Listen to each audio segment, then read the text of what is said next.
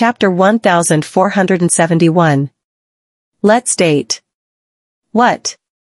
Elaine was stunned and thought her ears were playing tricks on her.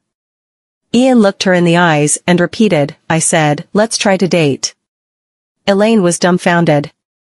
She couldn't believe what she had just heard. Is there something wrong with his head? However, she laughed as if she thought of something and said, is it because I took a stab for you, and you feel sorry for me? Ian looked at her, but did not say anything. Elaine shrugged and said frankly, honestly, you don't have to do that. I pushed you away not because I want something back in return. It's just a reflex action. You don't have to feel like you owe me anything. She would rather not want it if he dated her, because of guilt. After all, those feelings weren't real. It was just a man's compensation to a woman, and love starting out with compensation wouldn't end well. Something flitted across Ian's eyes as he continued. I didn't mean anything either. She was stunned. Are you sure about this? Yeah. Do you want to try it? He asked. Mr. Saldana, call my name. Elaine opened her mouth and called his name after a short bout of hesitation, Ian. He pressed his lips and smiled. Yeah. Elaine momentarily felt they were a real couple upon looking at his smile. Ian placed his hand on the back of hers. She was stunned but clenched her hand into a fist instead of pulling it out. She could feel his temperature through the back of her hand, and her palm was sweating.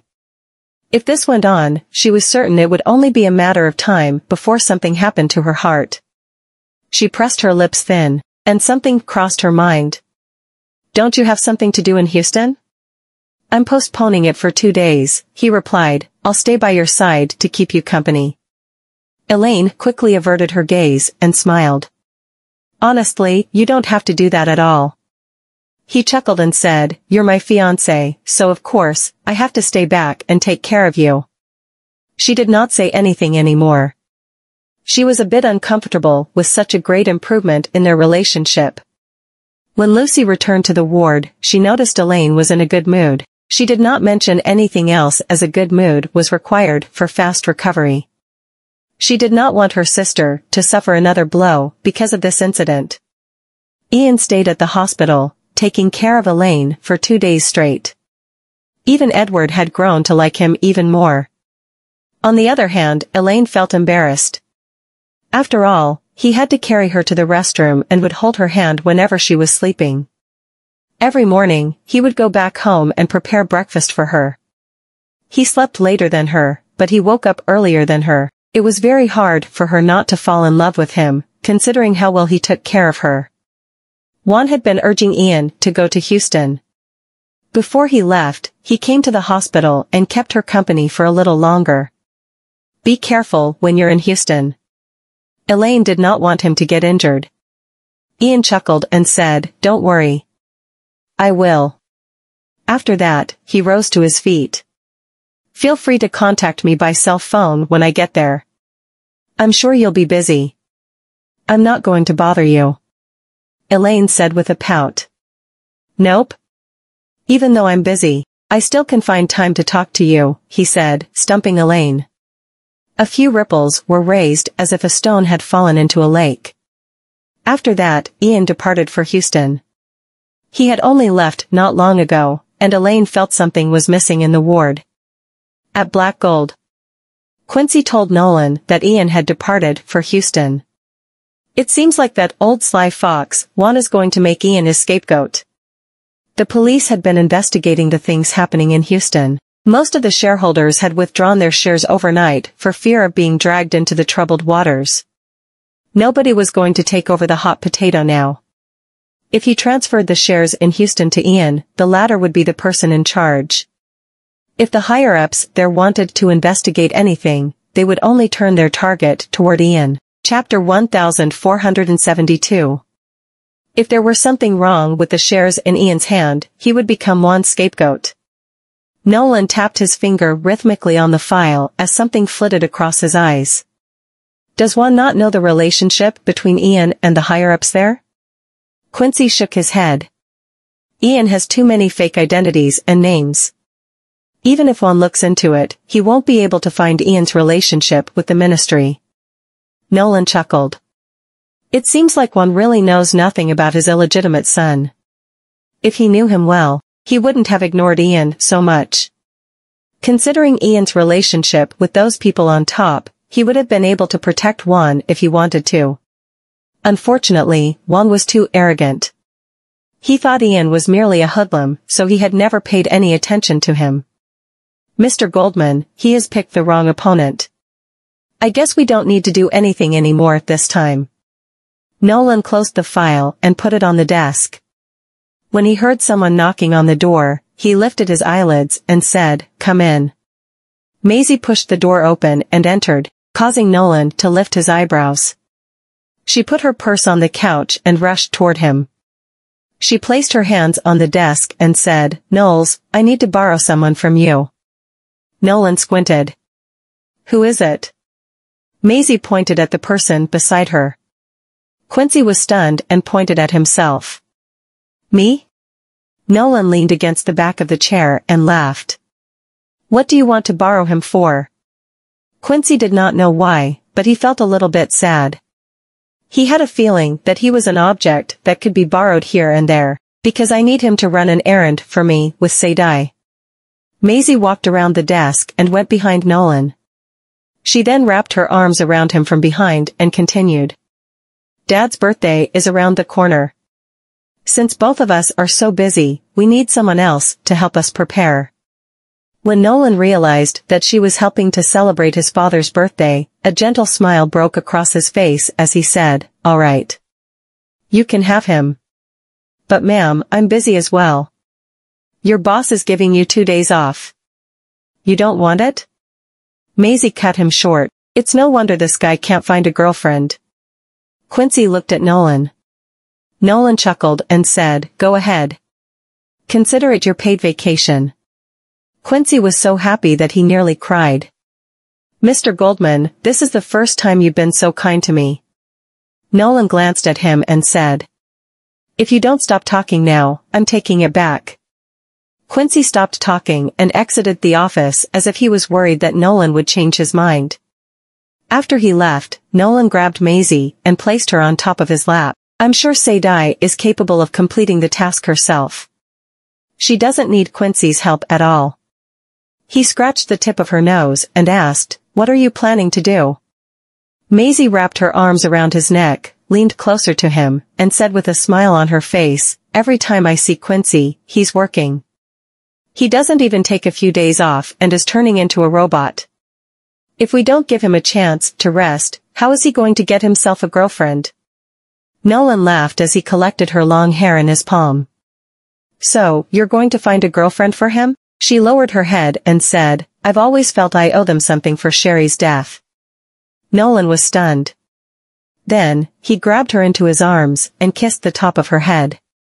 "It's all in the past, Z. Knowles, I wish our kids, the people around us, and we will all find happiness." A laugh rolled out of his throat as he pressed his lips on her forehead. "I'm sure your wish will come true." Sadai was working on the decoration for Nicholas's birthday party. Maisie had told her that she would find someone to help her, and she frowned when she saw it was Quincy who had come. Quincy walked into the decoration shop and looked at the decorations she had picked. "This is it? All these are for birthday parties. Do you have any problem with them?" Chapter 1473. Quincy burst into laughter and said, "If I was having a birthday party, I would certainly not use these decorations. Mr. Goldman Sr. is a guy. Don't you think these are a little bit too colorful for him?" Sadai took a look at the decorations that she had selected. All of them were recommended by the shopkeeper. They told her that old people in their country liked to decorate their birthday parties with bright colors as it would bring them good fortune.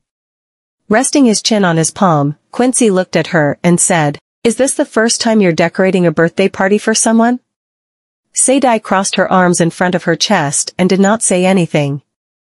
Quincy was grinning from ear to ear as he patted her shoulder and said, "Don't worry. Just stand aside and watch."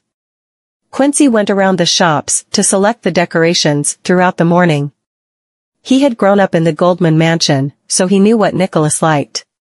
As for Sadai, she just followed him from one shop to another. It was said that all women loved shopping, but it was the other way round when it came to them. The main reason was that he was meticulous. Once he noticed a slight flaw, he would put the thing back and go to another shop. If he was not satisfied, he would continue to change to another shop until he found the right one. Sadai would never feel tired no matter how long a fight was, but she was defeated instantly when it came to shopping. When Quincy noticed that Sadai was not keeping up with him, he turned his head back to look at her. "Hurry up, we might not be able to get everything by evening at this rate." Sadai took a deep breath and sat on the bench. Quincy laughed as if he thought of something and walked up to her with his arms around his chest. "Are you tired?" He had been wondering why Sadai had been exceptionally quiet today. It turned out that she was exhausted. Sadai gnashed her teeth and turned her head sideways. "You go by yourself." "TSK, what a snotty girl. But I finally found a way to torture her." "No, it's not fun for me to go by myself. I just checked. We still have 4 or 5 stores that we haven't visited, so let's go," Quincy said with a triumphant grin tugging at the corner of his lips.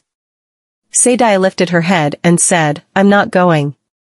You women won't feel tired even if you go shopping for hours in high heels." "How come you can't do it? What's more, you aren't wearing high heels either." She had never worn high heels because they would restrict her movements. Sadai glared at him and said, "I said I'm not going." Quincy sat beside her and said, "There's an ice cream store in this mall that's particularly good. I'm not eating that kind of stuff." At that moment, a mother holding a little girl walked past them. The little girl was holding an ice cream in her hand, and Quincy stifled a laugh when he saw her staring at the ice cream in the girl's hand. He rose up to his feet and turned his head to look at her. "I'm going to buy some ice cream. Are you coming or not?" After Quincy had queued up for a few minutes, he bought a chocolate matcha ice cream, which was the signature flavor of the store. He approached Sadai and handed the ice cream to her. Sadai took the ice cream and took a bite. The ice cream was so cold that it set her teeth on edge, and she shivered. Quincy laughed upon seeing her reaction. "Is this the first time you're eating an ice cream?" Sadai threw a glance at him and said, "It's none of your business." He threw his arms in the air as a surrendering gesture and said, all right. It's none of my business. Shall we go to our next stop now?"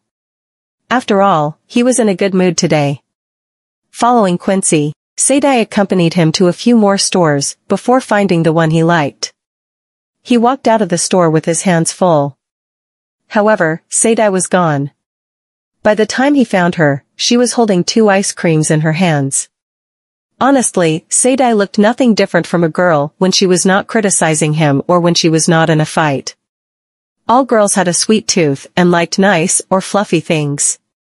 Sadai might look cold and hard to get along with on the surface, but Quincy found that there was a pure and innocent little girl living inside of Sadai after spending some time with her. Quincy shook his head. He did not know if he should get angry or laugh at her.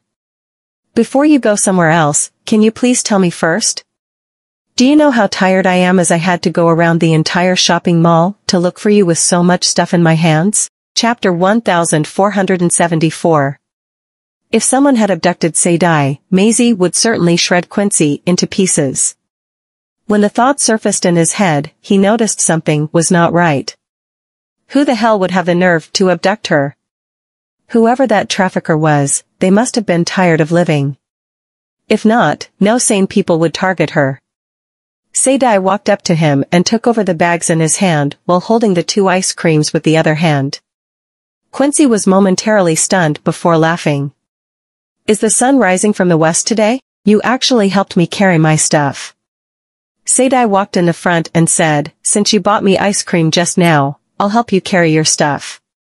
Quincy walked up to her and frowned slightly when he saw her eating 2 ice creams simultaneously. "Even if you like it very much, you can't eat it like this. You'll get diarrhea." Sadai ignored him and said, "You're so naggy.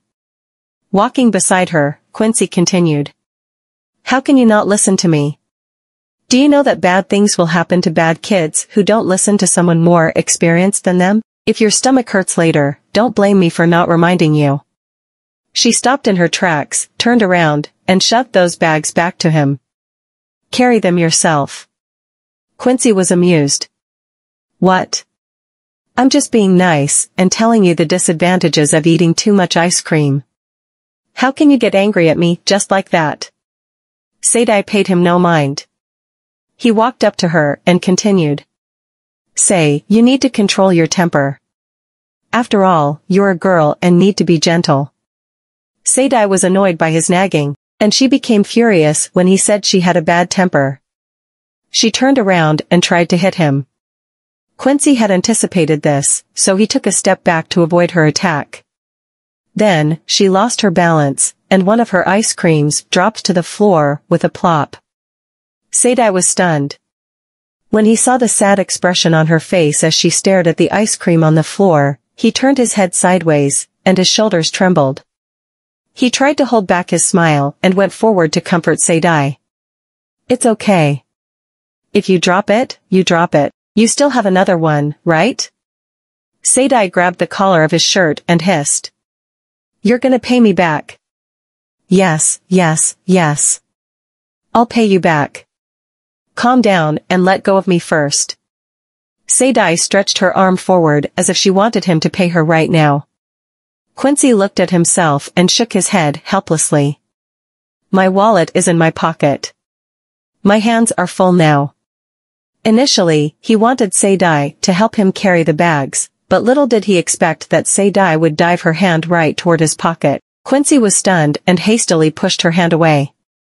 Wait. Stop. Stop. It isn't inside my pants. It's in my jacket. Where is it? Jacket. Quincy regretted it as soon as he finished speaking. Most of the girls were much more refrained and wouldn't do something like this to another guy in public. However, Sadie did not seem to treat him as a man. When she was pulling his wallet out, her hand grazed his chest. His shirt was thin, and the sensation caused goosebumps to explode over his skin. Sadie was confused and lifted her head to look at him. Are you hot? After she finished speaking, she placed her palm on his chest. She noticed his body temperature was unnaturally high and asked, Do you have a fever? You're so weak. Quincy did not know what to say. He had never been so speechless before in his life. He took a deep breath. He decided to be the bigger man and forgive her. After all, she did not do it on purpose. Besides, she did not understand that what she did was not right. Don't simply touch a man's body in the future. It's improper for men and women to touch each other. You were the one who asked me to take it, so I just took it, Sadie said matter-of-factly. Quincy did not know if he should get angry at her or not. Then you should just take it. Why are you touching me? She harumphed faintly. So, what if I touch you? You can touch me as well if you want. Will he lose a piece of meat just because I touched him? Men are so hard to understand. Quincy was rendered speechless. Sadie opened the wallet and pulled $40 out of it. Quincy thought she would only take the money for the ice cream. He had some small notes in his wallet, after all. He did not expect that she would take $40. Chapter 1475. Does she really think I'm invisible? Treat it as if I'm borrowing it from you. Sadie shoved his wallet back into his pocket and walked out of the mall while enjoying her ice cream. After eating too much ice cream, Sadie got a stomachache that night and made several trips to the restroom. While decorating their home the next day, she was absent for nearly half of the day. When Maisie came downstairs and saw only Quincy was working, she asked, Where's Sadie? Quincy laughed and said, I guess she ate too much ice cream yesterday, so she has a stomachache right now. I told her that she shouldn't eat that much ice cream, but she wouldn't listen. So it isn't my fault. Maisie squinted. You brought her to eat ice cream? Quincy hastily explained that was because she was tired and refused to move anymore, so I had no choice but to buy her ice cream. Who knew she hadn't eaten any ice cream before? She instantly took a liking to it and bought another 2 cones for herself without telling me. "Ma'am, I swear." I warned her, but she wouldn't listen. Maisie shook her head helplessly and chuckled. "It's something new for Sadie. She has never eaten it before, so of course, it's normal that she would like it. Girls had a sweet tooth. Sadie had never eaten ice cream before, so it was normal she would fall in love with it after trying it." At that moment, Sadie appeared, her face pale. This was her first time eating ice cream, but apparently she had eaten too much, and her stomach couldn't handle it. Maisie walked up to her and asked, "Are you okay?" Sadie shook her head. Quincy clicked his tongue and said, "See? This is the result of not listening to someone who's more experienced than you." Sadie did not say anything back. She was not an unreasonable girl. After all, it was her fault. She couldn't resist the temptation. Maisie put her hand on her shoulder and said, "If you don't feel okay, go get some rest. I'll get the doctor to come over here and prescribe some medicine for you." "It's okay, ma'am. I'll be fine. My body is tough." She did not like taking medicine as most pills had a bitter taste. Maisie did not force her since she did not want it. She asked her to get some rest, but Sadie refused. She wanted to stay here until they finished with the decorations. Quincy shook his head when he saw how pale her face was. She still wants to act tough at a time like this? He went to the kitchen and got a cup of warm water. He added some salt to it as he was worried that she might get dehydrated. As he handed the cup of water to her, he said, "Drink some. You might get dehydrated." Sadie looked at him but did not take it. Quincy shoved the cup into her hand. "Take it and drink it." Sadie took the cup and drank the water. It tasted salty, so she frowned. "Why is there salt in it?" Quincy snorted. "To prevent you from getting dehydrated." "So, do you still want to eat so much ice cream again next time?" After drinking the salt water, Sadie put the cup down. Her stomach was cold, and she felt much more comfortable when the warm water flowed through it. Maisie saw everything from upstairs, and a smile appeared on the corner of her lips. Both of them liked to argue on normal days, and Sadie loved to tease Quincy. However, she knew that Sadie did not hate Quincy at all. Sadie did not have a complete childhood. She did not have any true friends, so she distanced herself from everyone. In the beginning, Sadie follows Maisie because of Strix's order, and she treats protecting her as a mission. Maisie knew why Strix wanted Sadie to follow her here. If she stayed in the metropolis, she would never feel warm her whole life. There was a probability that she might die as well. She was still young, a girl in her prime. Other than protecting her, she needed to be protected as well. While Ian was in Houston, Elaine would contact him from time to time through WhatsApp. Although they did not talk much, he would reply to her messages. After Elaine's stitches were removed, she returned to her company. When she came out of the elevator and was on her way back to the office, she overheard the conversation of a few female employees. Miss Xavier got injured because she took a stab for her fiancé. I can't believe she would do that for her man. Chapter 1476.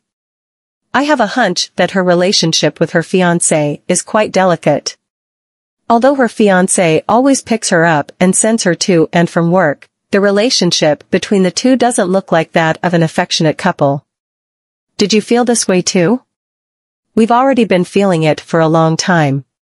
Elaine leaned against the frame of the door, listening to the gossip in the lounge. What was more, the gossip was about her, so she lowered her gaze.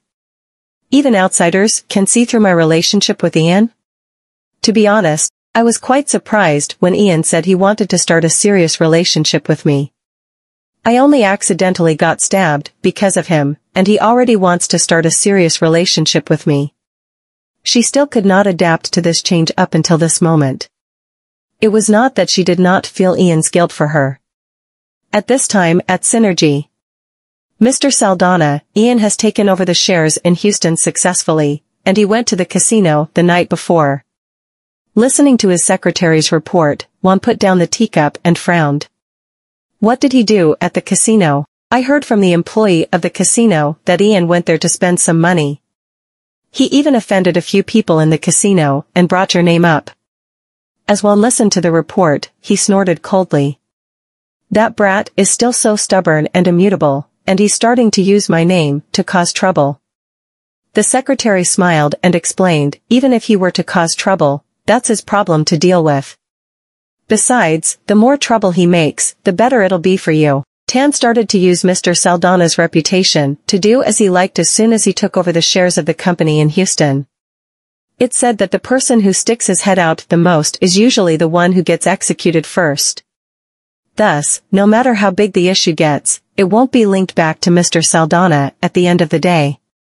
The more arrogant, condescending, and stupid he is, the more he's dragging himself into the crosshairs, isn't he? So, no matter how deep the investigations go, Ian is the person who's in the deepest shit. At that moment, someone knocked on the door. Juan lifted his head. Come in. The man pushed open the door, walked up to Juan in a hurry, and leaned into his ear. Sir, something has gone wrong in Houston. Juan's expression dimmed instantly. What's the problem? I heard that Mr. Xavier's son-in-law has gone to Houston. I'm not sure what he did to win several of the directors in the senior management of Cloud Capital Incorporated over, but I heard that you've been found. What? Juan slammed the teacup on the table heavily and stood up. Edward Xavier's son-in-law? Why yes, our men found out that the man is indeed Mr. Xavier's son-in-law. Juan looked distressed.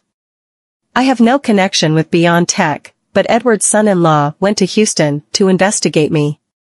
What does this mean? Hurry up and find out who Edward Xavier's son-in-law is. As soon as the employee left, a bodyguard hurried in. Mr. Saldana. Juan sounded extremely impatient. What's the matter? Why young Master Marco has been taken away from the psychiatric hospital. One sentence was all it took to freeze Juan in place. His eyes turned bloodshot, and he smashed the teacup exasperatedly. You fuckers. You're all useless pieces of trash. You let someone take him away. Hurry up and check it for me. Meanwhile, in Houston, Ian arrived at the hotel and came to Marco's room, and one of his men opened the door for him. Ian, bro. Ian looked at Marco, who was sitting on the couch in a trance, and walked over. Marco. Marco stared at him dully. Who? Who are you? I'm your younger brother. Younger brother? Yes, Daddy has asked me to pick you up from the hospital and bring you out. Ian smiled.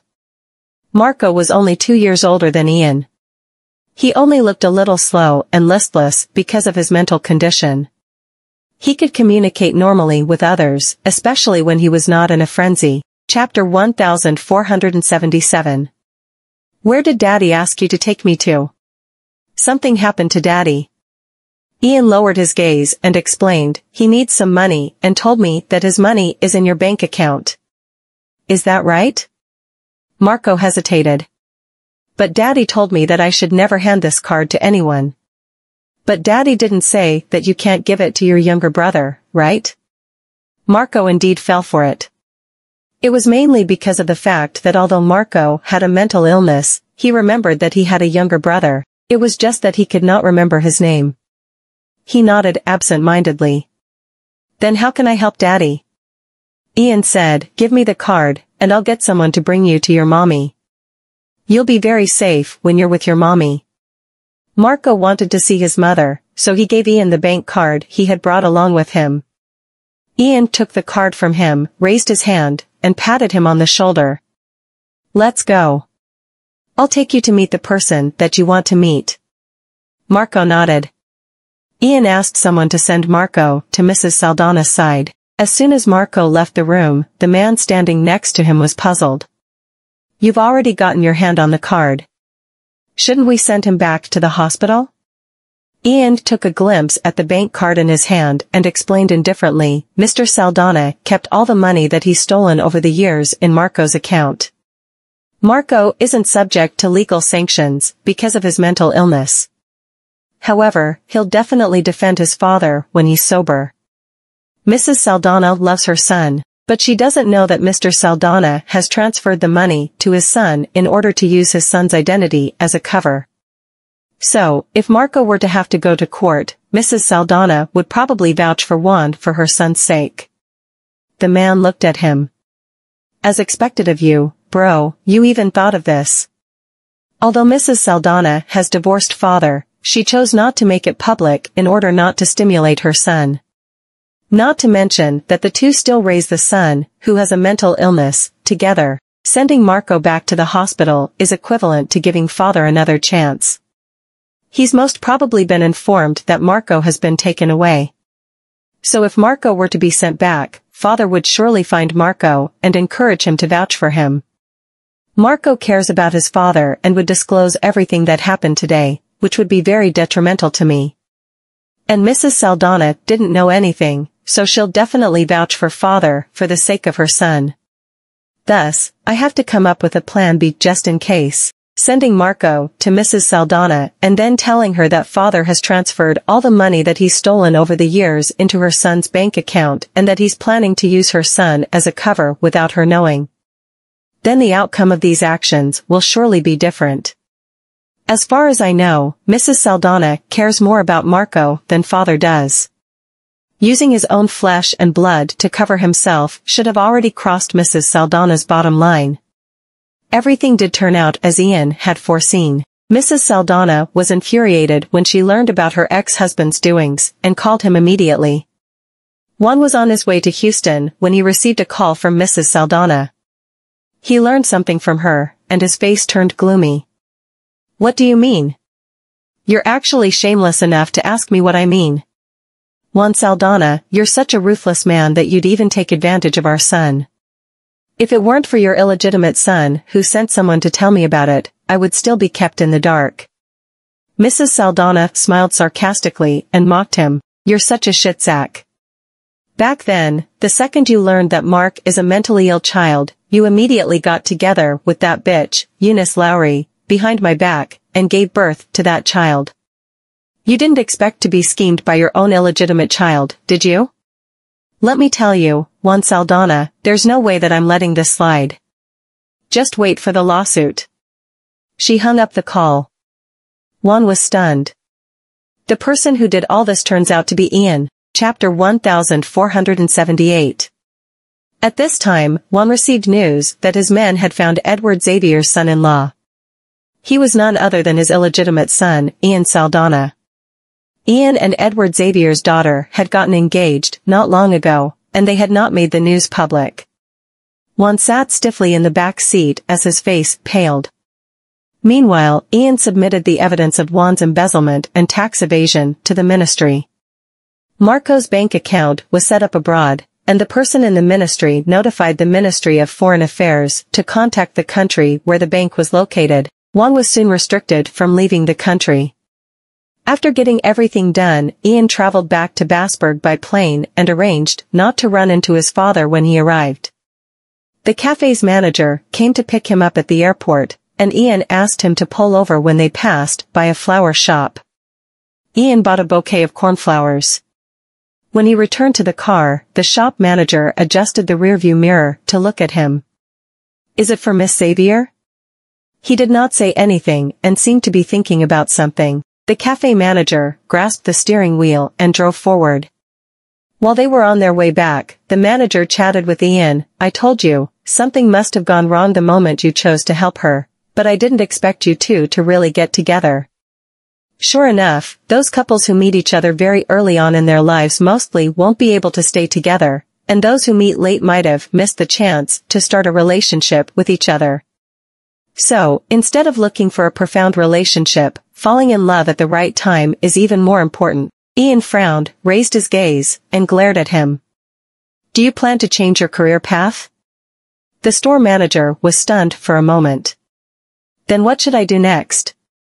He laughed. Relationship mediators and consultants suit you quite well. Do you want me to make some arrangements for you? The store manager pouted. He had finally understood what Ian was trying to convey and whispered, all you're saying is that you wish to fire me, Only because I let a few words escape my mouth.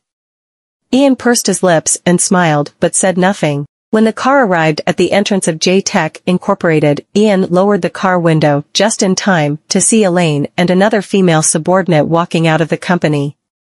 The female subordinate was saying something to her. Elaine was the technical director of J-Tech Incorporated, but she did not put on an arrogant look and lowered her head to listen to her. She maintained the position until she inadvertently saw a familiar car. She was startled. The female subordinate also discovered the car and smiled.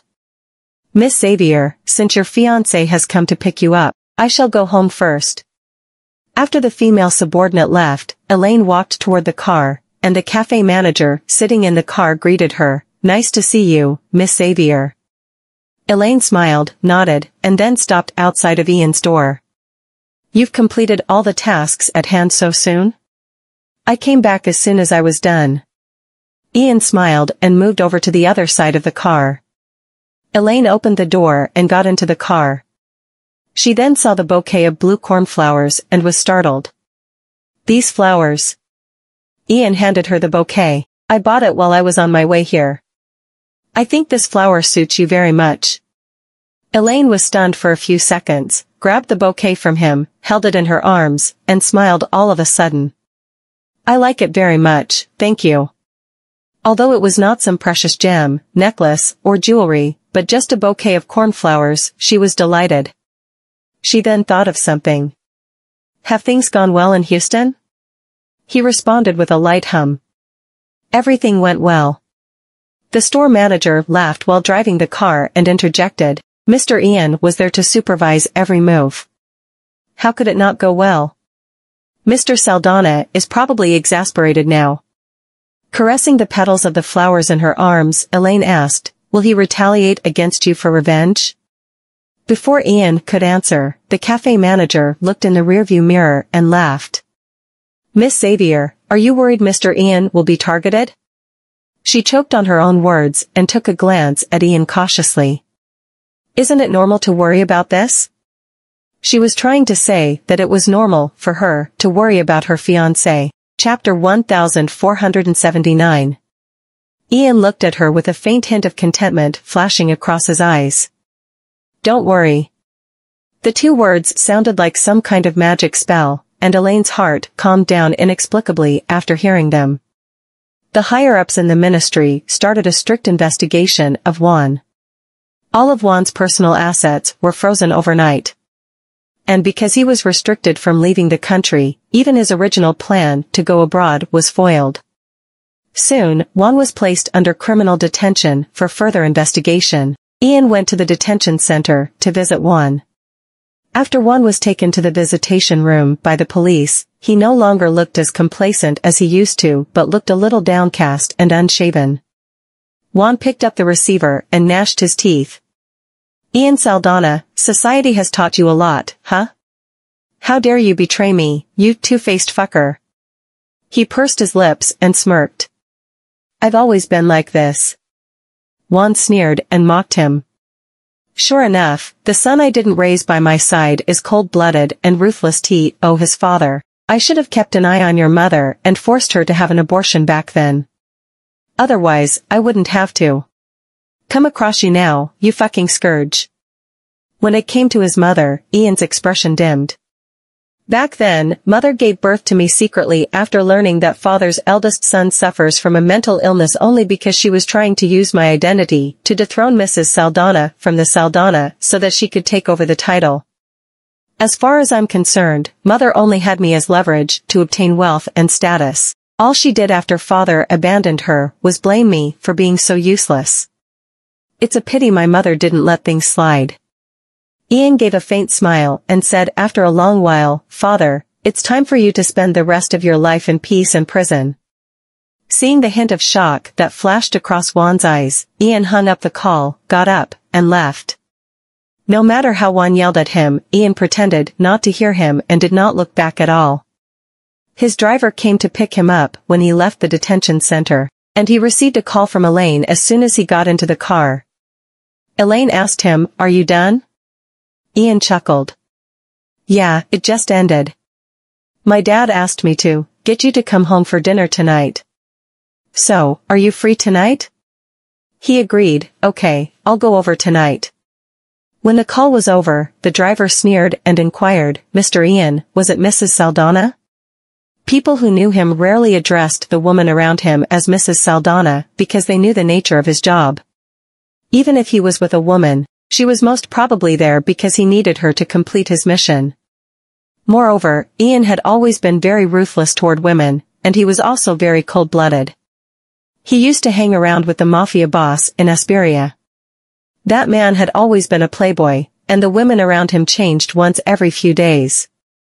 He also liked to share his women with his gang members. If anyone did not want to accept his gift, he would consider it disrespectful. Once upon a time, the mafia boss had introduced a woman he had just found to Ian. Nobody knew how many men the woman had slept with, their only clue was that her way of life looked extremely dissolute. Ian had no feelings for that rambunctious woman, but he had to fake it. Later on, that woman fell in love with Ian and was willing to be his spy. She reported everything that the boss did to him from time to time. However, when the woman was caught red-handed and was left in a cage to be bitten to death by a Tibetan Mastiff, he remained unconcerned. It was not that he was ruthless or cruel, it was just that the mission was extremely dangerous. A tad bit of carelessness would surely get him killed, and it might even expose the other spies lurking around. After all, it was a mission that took everyone more than half a year of hard work, and no one wanted to fall short. Ian responded with a calm hum. The driver sighed. It's not bad to find a woman you can marry safely. All the brothers we met in the squad either left or died. It's time to stop when we find ourselves a suitable woman.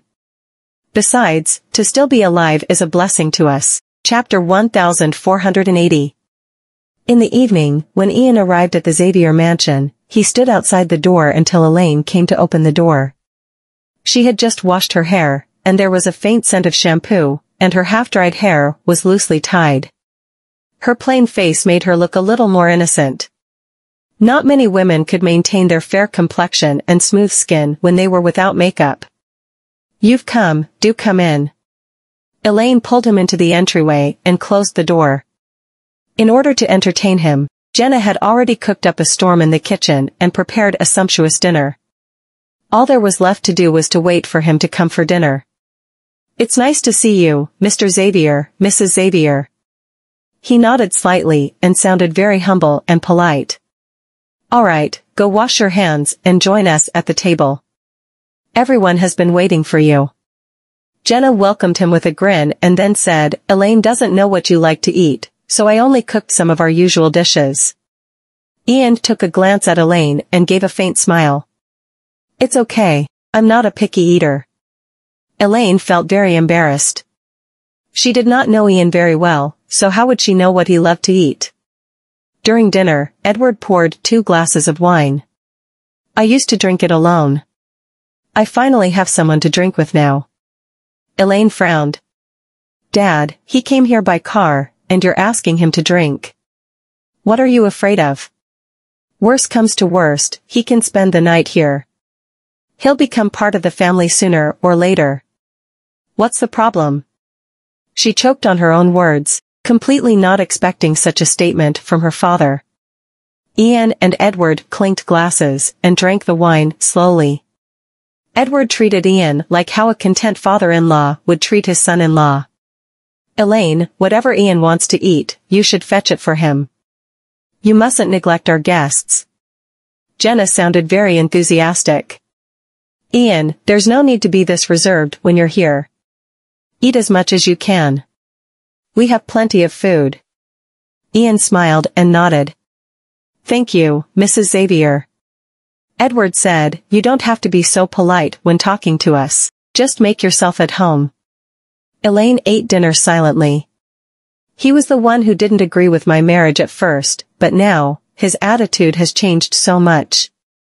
After dinner, Edward asked Ian to play a game of chess with him in the study while Elaine watched her drama downstairs. Jenna prepared a fruit platter, made tea, and asked Elaine to help bring it up. Elaine went upstairs with a tray of tea and fruits and was about to knock on the door when she came to the study. At that moment, she accidentally overheard their conversation. "Ian, you haven't told Elaine about her condition, have you?"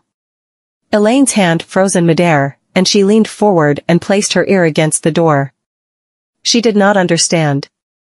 What could not he tell her? Ian was silent for a while and only opened his mouth after a long time. "I don't want her to worry too much." Edward sighed. "But sooner or later, she'll find out that she's no longer fertile." Elaine was astonished at the door. Her mind went blank in an instant. "I'm no longer fertile? What does that mean?" Ian lowered his gaze. "I know, but before that, I can show her the certificate of my vasectomy procedure." Edward was shocked. "You? After all, I owe her that. She wouldn't have gotten hurt if she hadn't pushed me away." The study was quiet for a moment, and Elaine standing outside the door did not even dare to breathe loudly. She held the tray in her hands tightly. All of a sudden, she recalled Lucy's emotions from the other day. And the transformation in Ian's attitude.